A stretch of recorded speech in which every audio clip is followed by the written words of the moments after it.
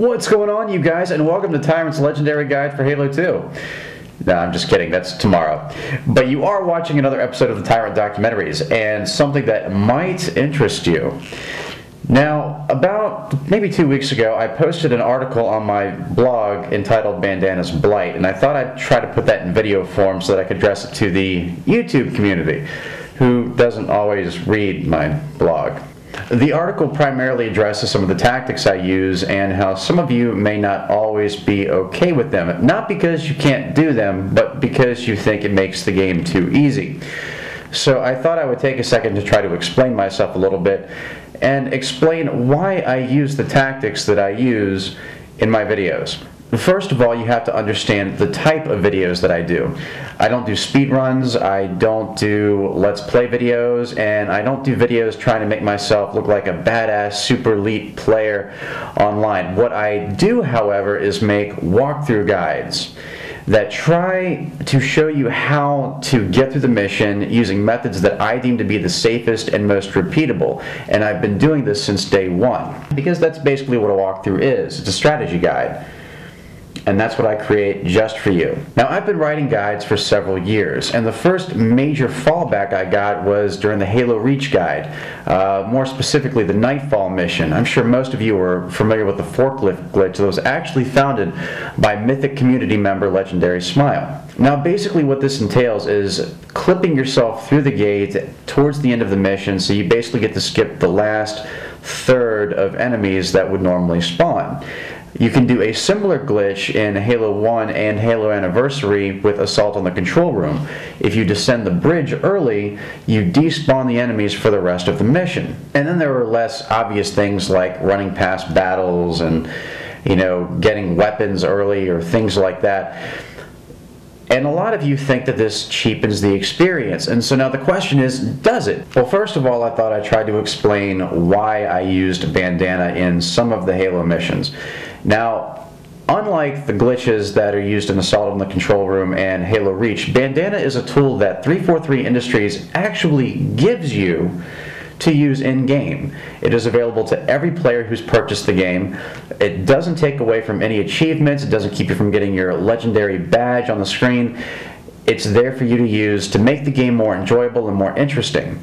Halo 1 was not actually designed to get through each mission without dying. Hence the infinite lives and checkpoints. I mean, they're basically holding your hand as you go through the mission. Basically, anyone with enough time and dedication can get through the game on Legendary.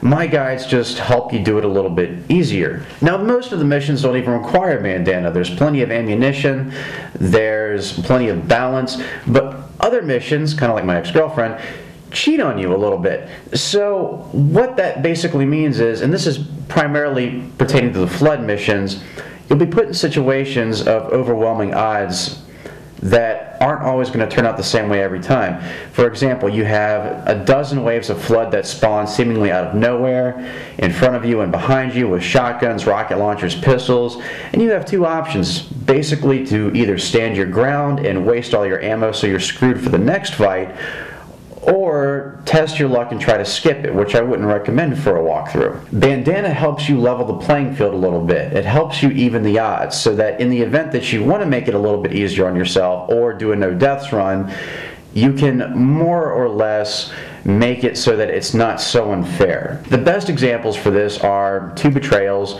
where you have tons and tons of rocket flood that you have to face in typically tight quarters. In Keys, where you have to face multiple waves of flood just over and over and over again in the same spot, and also in the Maw.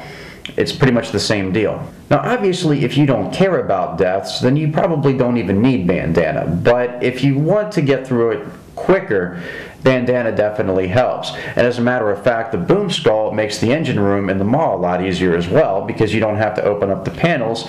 You can just shoot the columns with your rockets and they blow up. So for those of you who think I am cheapening the experience by using these tactics, I do apologize, but I want you to keep one thing in mind. I do walkthroughs. It says so in the title. Tyrant's Halo something something walkthrough.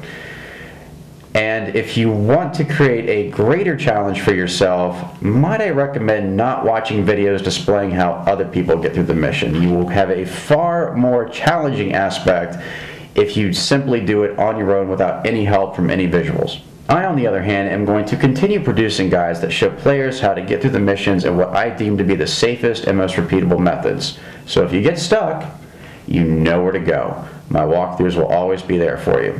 And tomorrow you're going to see another example of this when I release my next installation of the Halo 2 Legendary Guide, so you have something to look forward to. Thank you so much for watching. If you have any questions, comments, or concerns, feel free to comment below. Please subscribe for future guides. And as always, I'm the Tyrant, signing off.